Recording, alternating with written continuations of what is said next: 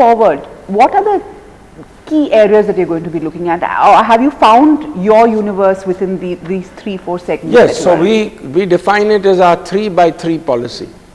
On 3 continents in the developing world, Asia, Africa and South America, in 3 categories where we have very strong market share and innovations: household products, especially household insecticides; hair, especially hair color; and personal wash.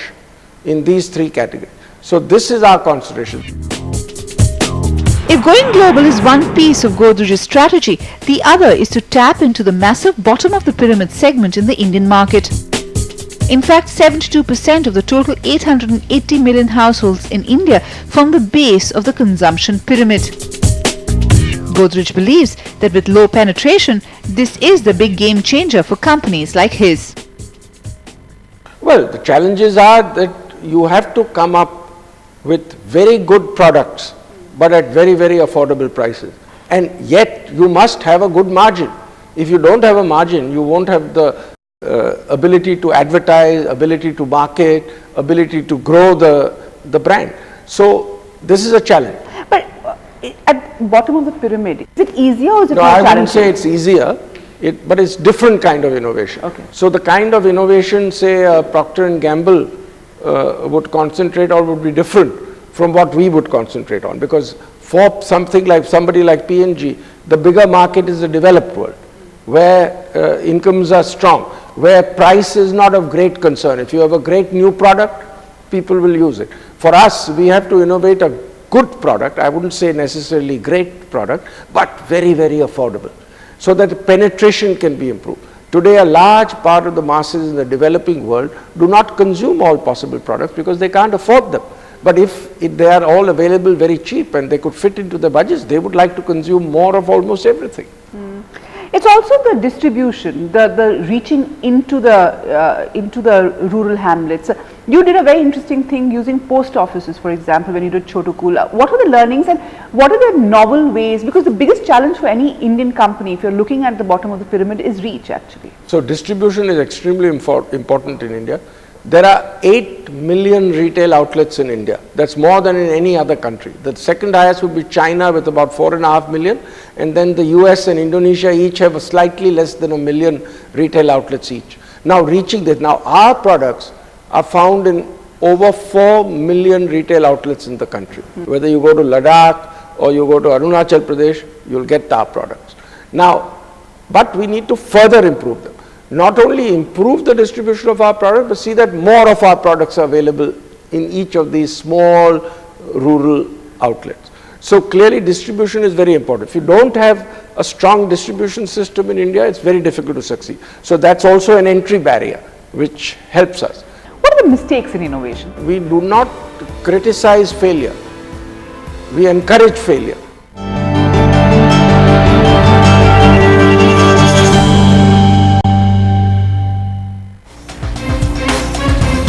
The last 2 decades have seen consumer companies in India script a fascinating journey. Rapidly evolving consumers and competition have meant that companies like Godrej have had to constantly innovate to stay a step ahead. But experts like Anurag Gupta of Accenture believe that innovation has to be across the board. I think given that consumer-focused companies are operating in a very dynamic environment with evolving consumer needs and preferences as well as a very dynamic operating environment, they would need to focus on not just product innovation to meet and capture the evolving categories, but at the same time also respond to the other changes that we are seeing in the operating environment. For example, innovation in brand building by leveraging the emerging digital platform, thereby enabling them to establish a two-way communication with a certain set of consumers.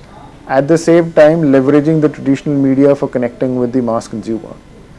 Similarly, when it comes to real distribution, in the Indian market really requires innovative distribution ideas in order to be able to build a robust distribution network across the rural heartlands of India. On the supply side, we are seeing that there are clearly challenges in terms of volatile input costs as well as availability, which would require companies to innovate in order to secure their supplies as well as manage costs. Hence, it's not just about product innovation, it's also about really an all-encompassing focus on innovation across all aspects of the value chain of the business. While Godrej is focusing on all this, it is also moving into new emerging markets. And Anurag feels this presents a whole new set of challenges. Companies globalize into other emerging markets. Clearly, if I may say, they tend to get back to square one. So they are entering a marketplace and operating environment which they don't understand. They don't understand the consumer needs and preferences, the key trends which are really shaping some of those consumer needs and preferences, the retail environment, the brand cues that really resonate with the consumers in those markets. So there is a lot of understanding and deep insights that companies need to build as they enter global or the other emerging markets. In order to be able to do that, innovation clearly, if a strong innovation capability in their home market would really help them leverage that capability and crunch development timelines, pick up the right products and bring them to the new markets or the new countries that they are entering. Be it really customizing their existing portfolio for the new sets of consumers in those markets, be it leveraging some of the successful products from those markets for the Indian market, would all require a strong innovation capability. Spread and scale add many challenges, and the fact that markets and competition are constantly evolving means that companies like Godrej have to constantly innovate. But what if innovations don't quite work? Have there been big mistakes? I don't want to call them mistakes. I would say that not all innovations are successful. So, for whatever, yeah. So clearly, and we do not criticize failure. We encourage failure, because if you are not willing to fail, you are not willing to succeed, because maybe 1 out of 3 products you innovate may be successful. That's even a strong ratio. What are the parameters that you use? How much time and effort do you give a product before actually saying that it's not working? So first of all, it starts with consumer research. You research the need of the consumer. Then, and that is research especially by R&D people, so that they know what the consumer wishes. Then they have to innovate. Then they have to test, check it out with the consumer, and then launch it. Even in launching, in order that we do not waste money, we test market something to see whether the consumer acceptance is as we thought when we. Then if the test market is successful, we go national or international, as the case may be. However, if it's very successful, sometimes we don't even wait for a test market.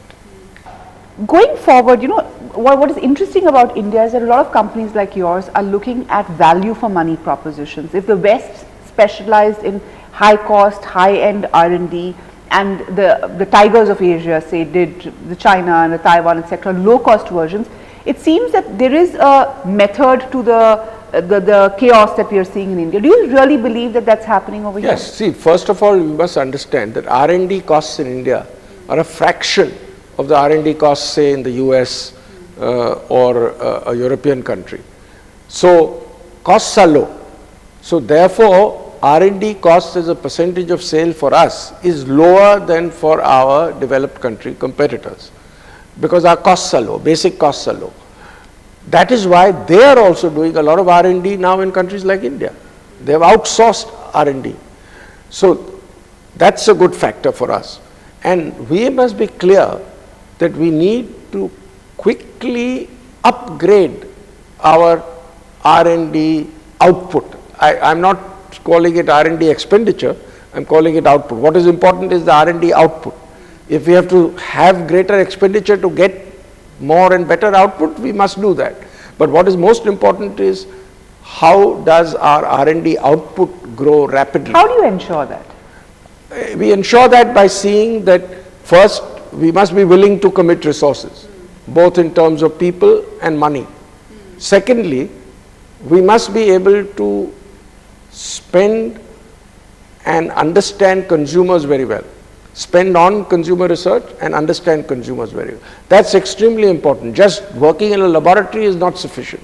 Understanding consumer But needs. it's also a matter of survival when you're doing something which is so absolutely. competitive and Absolutely. consumer focused. I would say perhaps it's the most important thing one would do. I think I would put two most important things a company can do and must stress on is innovation and human resource development.